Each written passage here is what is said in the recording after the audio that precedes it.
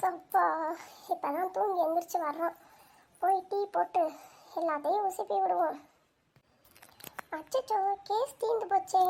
Gas book பண்ணாரா இல்லையான்னு தெரியலையே. அவங்கள போய் கேட்போம், புக் பண்ணாங்களா என்னன்னு தெரியல. கேஸ் தட்டுப்பாடு வேற இருக்குன்னு சொல்கிறாங்க. நம்ம குடும்பம் வேற கூட்டு குடும்பம், நம்ம எப்படி சமைக்கிறது? அக்கா, என்னக்கா அடுப்பங்கரையில் தனியாக நின்று பேசிட்டு இருக்கீங்க? என்னக்கா ஆச்சு? வா சரோஜா, தூங்கி எழுந்திரிச்சு வந்துட்டியா? டீ போடலான்னு வந்தேன், கேஸ் தீந்து போச்சு. சிலிண்டர் புக் பண்ணாரா என்னன்னு தெரியல. உங்கள் மாமா கிட்ட போய் தான் கேட்கணும். அக்கா, நம்ம குடும்பம் பெரிய குடும்பமேக்கா. நமக்கு சிலிண்டர் இல்லைன்னா எப்படிக்கா நம்ம சமைக்கிறது? நம்ம விறகடுப்பை கொல்லைப்புறத்தில் வச்சு சமைக்கலாமாக்கா?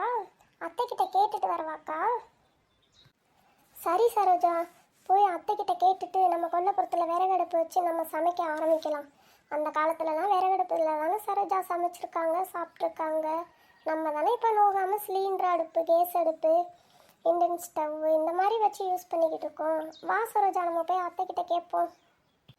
அக்கா, விறகடுப்பில் சமைச்சு சாப்பிட்டவங்கலாம் எவ்வளோ ஆரோக்கியமாக இருந்திருக்காங்கல்லக்கா. 90 வயசு வரைக்கும். ஏன்க்கா, அத்தை மாமாவே அப்படி தானக்கா இருக்காங்க. நம்ம மாமியார் மாமனார் நல்லா இருக்காங்கல்லக்கா. நம்மளும் விறகடுப்புலேயே சமைக்கலாம். வாங்க அத்தைக்கிட்ட போய் பேசலாம்.